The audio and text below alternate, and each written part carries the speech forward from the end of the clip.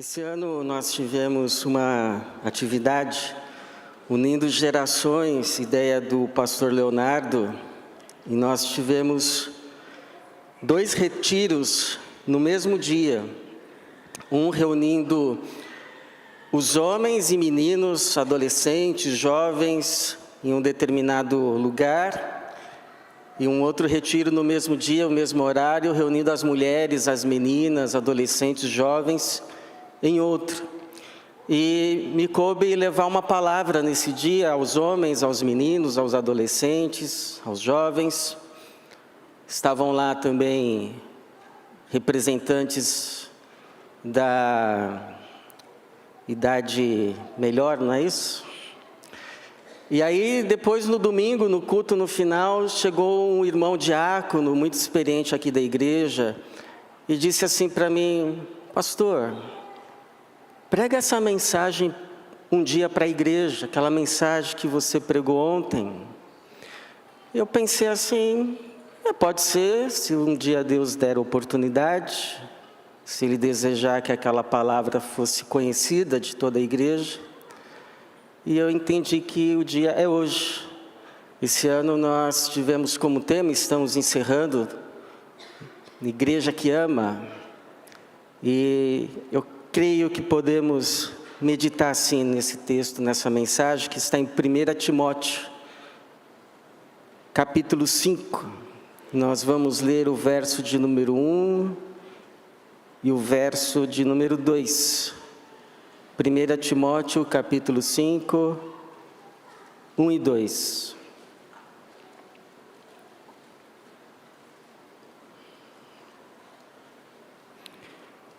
Primeira carta do apóstolo Paulo a Timóteo, capítulo 5, verso 1 e verso 2. Diz assim: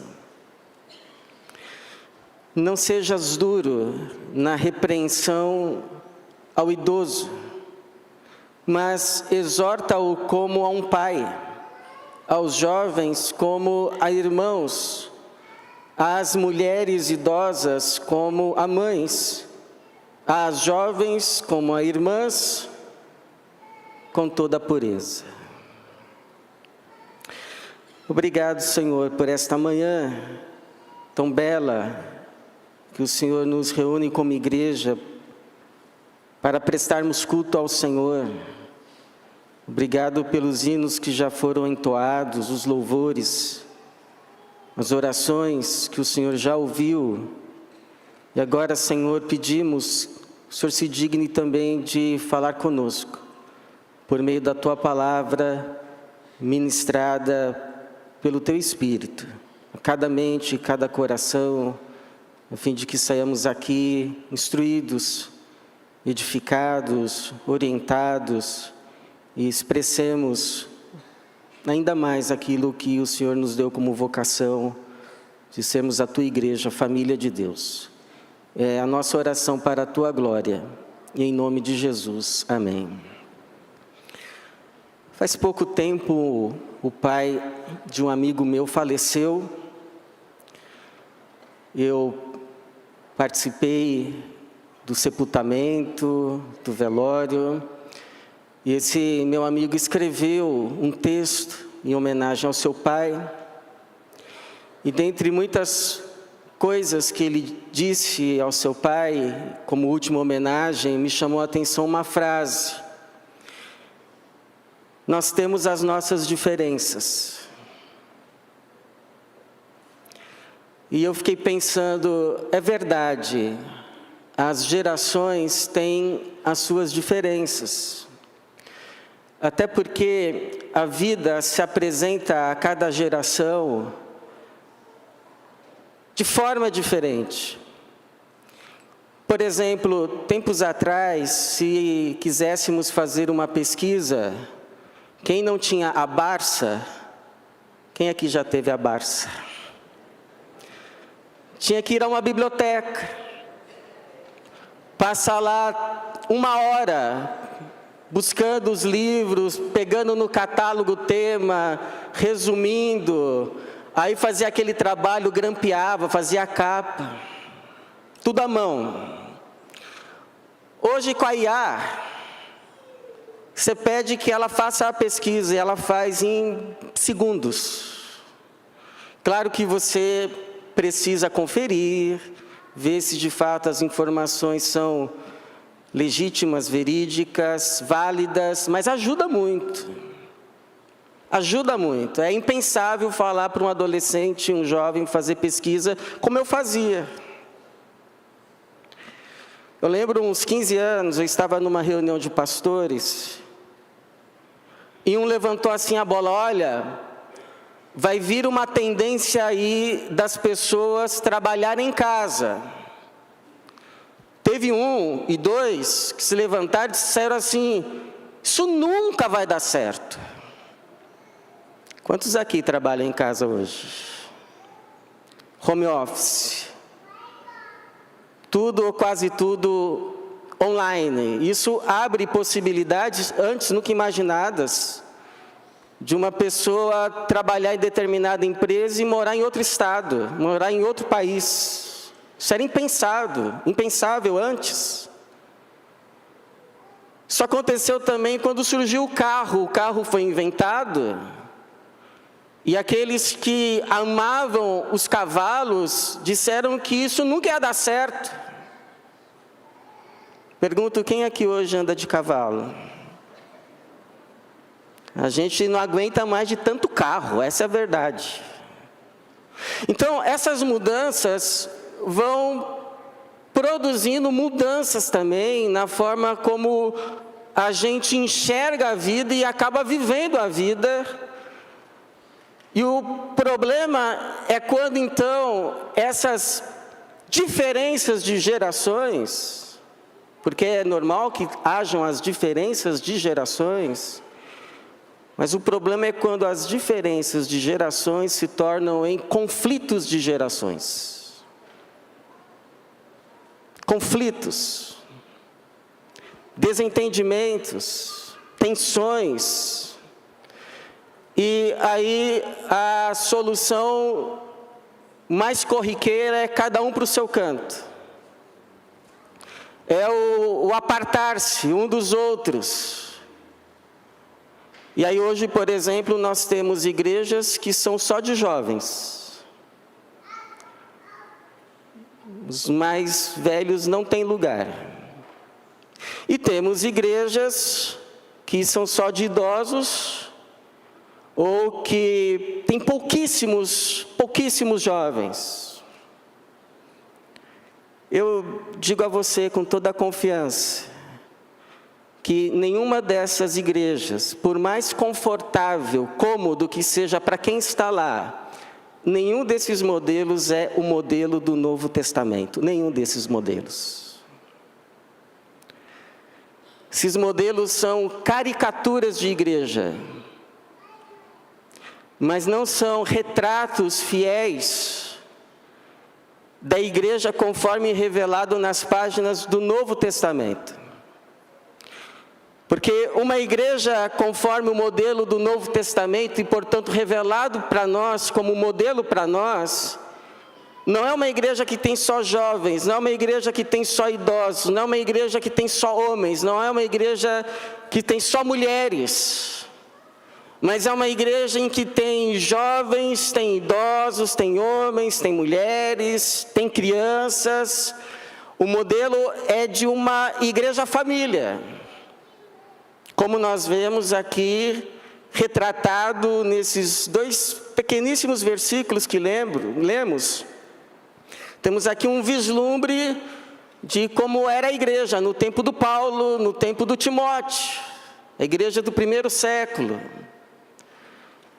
Tanto que as formas de tratamento que Paulo sugere a Timóteo para lidar com os membros dessa igreja são formas de tratamento familiares. Ele diz assim: não sejas duro na repreensão ao idoso, mas exorta-o como a um pai. Aos jovens, como a irmãos, às mulheres idosas, como a mães. Como é que você trata a sua mãe? Então é essa forma de você tratar uma mulher idosa.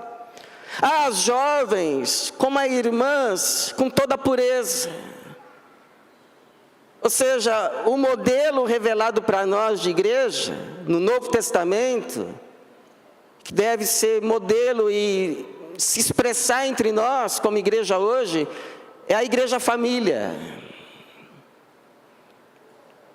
Onde há pais, há mães, há irmãos, há irmãs.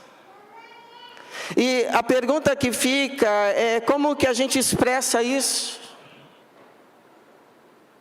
Esse amor familiar, esse amor entranhável, de olhar para uma senhora e ver nela uma mãe. Olhar para um senhor e ver nele e tratá-lo como um pai, ver um jovem, tratá-lo como um filho. Um irmão mais novo. Eu penso, irmãos, que esse desafio de sermos igreja família é desafio para todas as áreas da igreja, mas tem 3 áreas em que esse desafio se torna ainda maior e mais necessário ser expresso devido à sua visibilidade. Porque são das áreas das mais visíveis para todos, inclusive para os que nos visitam. Quais seriam essas áreas? Uma delas é a adoração. Pastor Nilson Dias, um dia me ofereceu um mapeamento que eu achei muito válido da nossa igreja. Ele disse assim que a nossa igreja convivem juntas 3 gerações. A geração dos hinos, a geração do Vencedores por Cristo, Ademar de Campos, Kadosh, Banda Rara, e a geração do Vineyard. Eu conversando com os jovens, eles falaram para mim que na verdade já tem uma 4ª geração, mas aí eu já nem mais consegui acompanhar. Consegui acompanhar até o Vineyard, depois disso já não dá mais para mim, já não consegui. É claro que essas fronteiras não são tão fixas, há sobreposições. Por exemplo, o meu filho de 15 anos, ele gosta dos hinos. O preferido dele é Castelo Forte. Ele gosta quando toca o Castelo Forte. Mas são, no geral, é mais ou menos isso sim. E interessante, irmãos, é que cada geração ama os seus hinos. Ama as suas canções. E por quê? Porque foram os hinos, foram as canções que Deus deu para ela. Para essa geração. Então, cada geração ama as músicas que o Senhor confiou a elas, derramou do céu para elas. E é assim mesmo, e é natural que ao surgir novas gerações, novos hinos, novas canções, novos cânticos, vão surgindo também, até porque a recomendação bíblica é cantai ao Senhor um novo cântico. Um novo cântico. Se não fosse assim, nós estaríamos ainda cantando o cântico de Ana, o cântico de Moisés, apenas os salmos de Davi.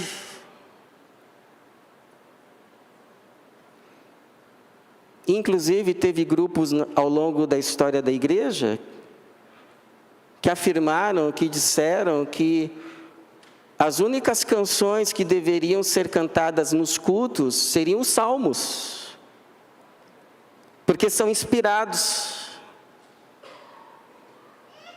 Mas o que foi que disse Paulo? Colossenses 3,16, ele é usado por Deus para nos revelar que nós devemos nos admoestar uns aos outros com salmos, hinos e cânticos espirituais. Então, na igreja família, na igreja do Novo Testamento, vai ter tudo isso.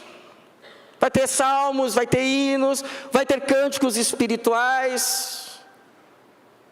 Um pastor já falecido, que foi um líder batista, líder interdenominacional, muito experiente. Ele conta um testemunho que um dia ele estava em viagem com um filho de carro. Em determinado momento o filho colocou ali algumas músicas, ou uma banda gospel que ele detestou. Detestou as letras, detestou as melodias, mas deixou. E por que deixou?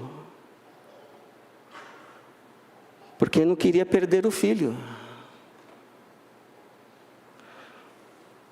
Então, no carro da Igreja Família, vai ter horas que vamos sintonizar os hinos. Vai ter horas que vamos sintonizar o Vencedores por Cristo, Ademar de Campos. E vai ter horas que vamos sintonizar o Vineyard. Ou outros. Vai ter horas que vamos sintonizar o Vineyard, mas vai ter hora que vamos sintonizar o Vencedores, e vai ter horas que vamos sintonizar os hinos. Por quê? Porque não queremos perder ninguém. Porque somos uma família. Contanto que essas letras sejam teocêntricas, não eucêntricas, e sejam bem entoadas, bem cantadas, por que não? É uma expressão nossa de amor.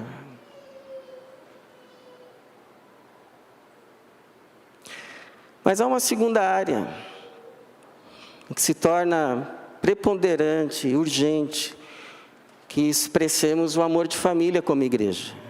Porque somos a família de Deus, amém, irmãos?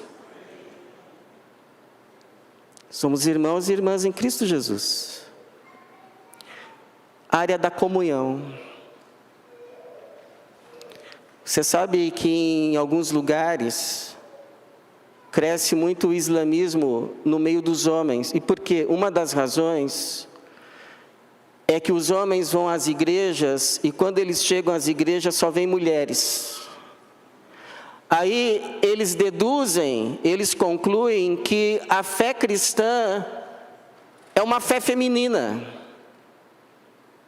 E que igreja é lugar de mulher.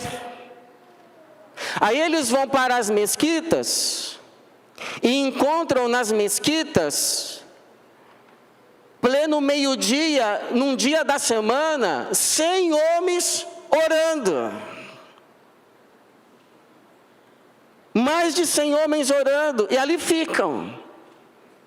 O Islã é uma religião de homens. Eles pensam. A gente sabe que a fé cristã não é uma fé só feminina, é também uma fé de homens. Homens valorosos, de varões. A Bíblia fala de sacerdotes. A Bíblia fala de pastores, a Bíblia fala de diáconos. Pergunto, aonde estão os homens? Onde estão os homens? O Paulo vai dizer assim, mais para trás nessa carta, no capítulo 2, verso 8, quero que os homens orem em todo lugar, levantando mão santa, sem ódio, nem discórdia. Então, a igreja de Jesus Cristo precisa de homens. Homens que oram. Homens que servem, que se engajam no serviço da igreja também. Se dispõem a servir, que se dispõem a estar assim também como as mulheres, assim também como os jovens, assim também como os idosos. Por que que nós precisamos de homens, mulheres, jovens e idosos aqui? Porque Deus vai trazer gente para cá. E precisa de gente para receber.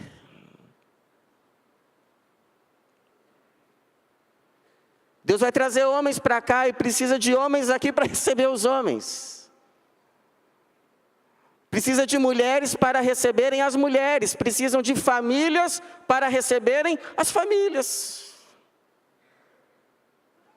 Eu, quando me acheguei à igreja, na infância, quem me acolheu foi um menino.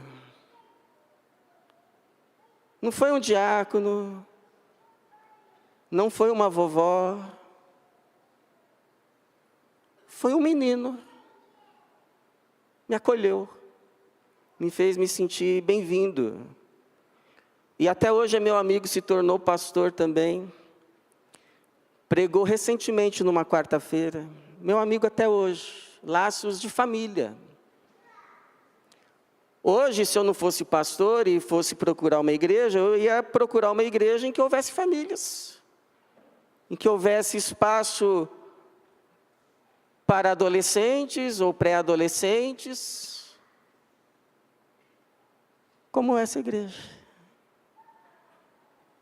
Graças a Deus, louvado seja o Senhor, porque o Senhor pode trazer pessoas de toda e qualquer faixa etária para cá, porque nós temos gente para receber. E alguns que têm ficado já me testemunharam que ficaram porque foram bem acolhidos, foram bem recebidos. Essa tem sido uma característica desta igreja, louvado seja Deus por isso.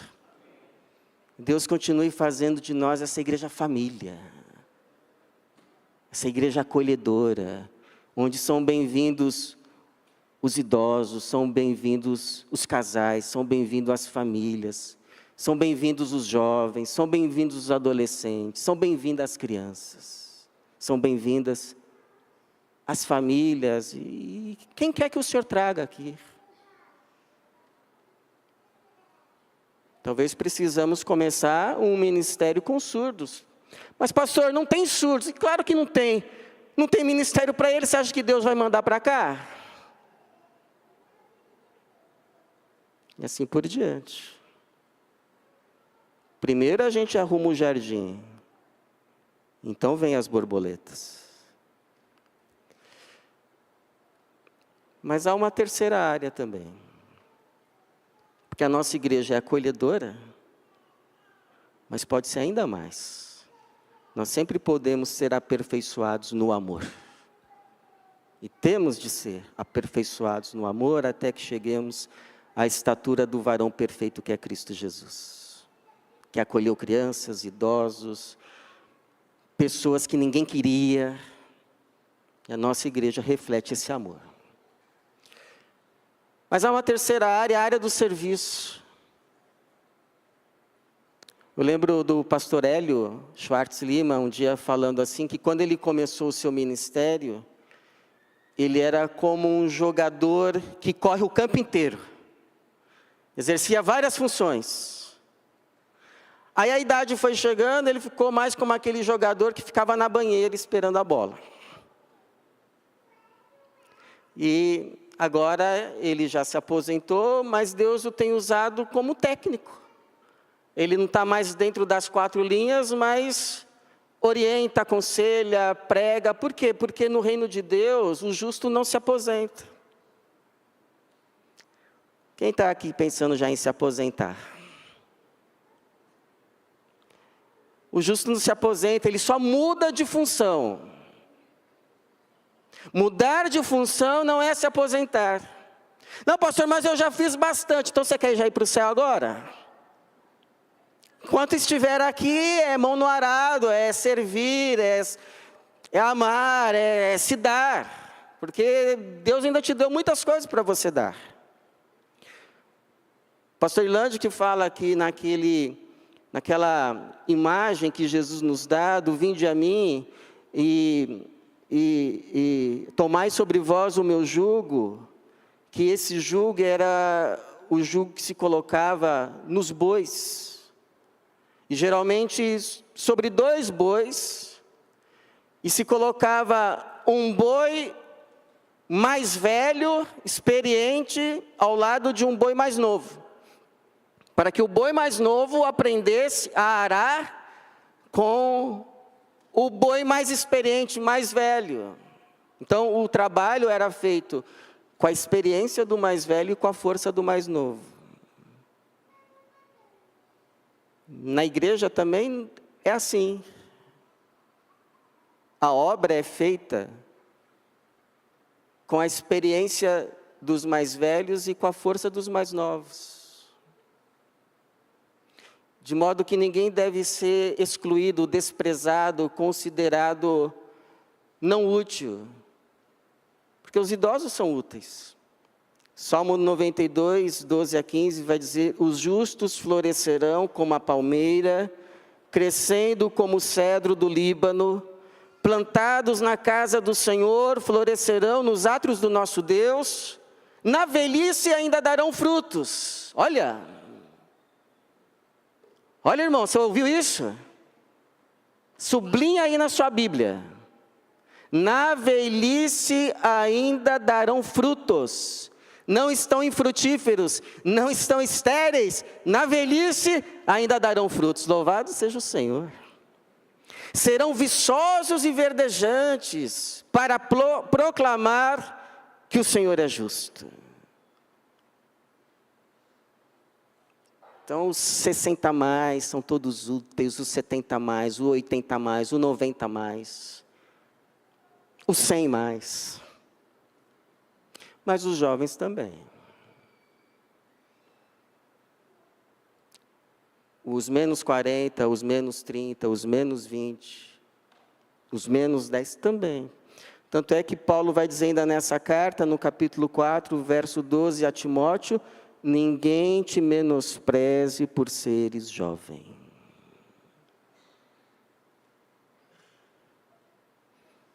Ninguém te menospreze por seres jovem. Então somos diferentes, irmãos? Claro que somos, até porque somos um corpo. Mas nenhuma das nossas diferenças é maior do que aquilo que nos é comum e nos une, que é Cristo Jesus, o Senhor. O Cristo por meio do qual fomos feitos família de Deus, onde Deus é o Pai, Jesus é o irmão mais velho, e nós somos todos irmãos e irmãs. Que o Senhor nos dê a graça de expressarmos esse amor família em tudo que fazemos aqui, para a bênção nossa mesmo, testemunho para muitos e para a glória de Deus. Que assim seja, que Deus nos abençoe. Amém.